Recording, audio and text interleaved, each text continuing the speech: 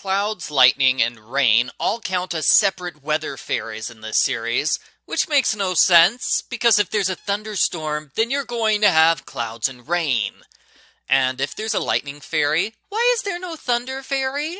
Argofont Book Review, Argofont Book Review. The girls are caught in a rainstorm. They hide under a tree when a tree branch is struck by lightning. The branch starts glittering and sparkling, so it must be a magic lightning storm.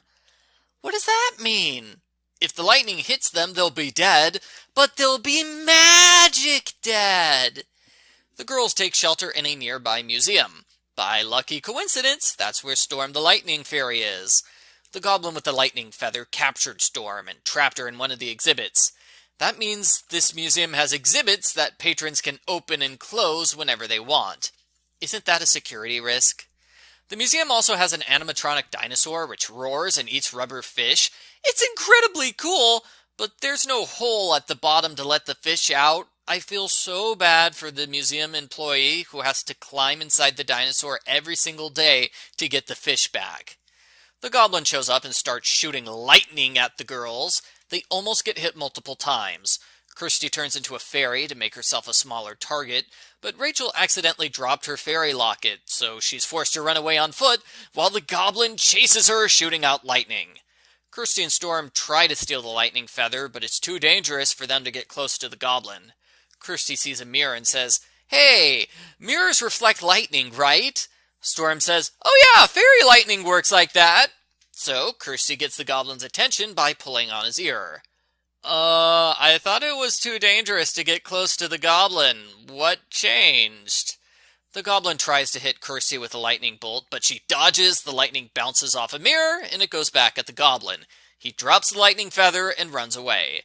The robot dinosaur roars and eats the goblin. We're a few pages short, so Storm uses her magic powers to fix Rachel's burnt coat. Wow, the lightning fairy has clothing fairy powers. They give the lightning feather to Doodle, who says Jack Frost will come if his goblins fail. In other words, Jack Frost is going to appear in the last book of the series, as per usual. I'm not sure why he waits for all 7 goblins to fail before doing something about it. If he was smart, he would have come to stop Rachel and Kirsty 3 books ago. The end. Post-book follow-up. This book was okay. The location was interesting and different. I like that. It was a change of pace for the girls to be in actual danger, although I don't like the solution of lightning bounces off mirrors, because it doesn't. There are several plot holes, like how did the girls know where Storm is? How did the goblin capture Storm? Why did the goblin switch from capturing Storm to trying to murder her with lightning? Oddly enough, the book addresses the question of what's going to happen to the goblin afterwards. This was a plot hole that bothered me in previous books. I think they only mentioned it in this book, though, because they wanted to assure readers the goblin wasn't dead. Overall, the good stuff and the bad stuff balance each other out. I think a minor rewrite would have been enough to push it over the edge for me and make me give it my full support. As it is, I give Rainbow Magic number 13, Storm the Lightning Fairy, a sideways thumbs up.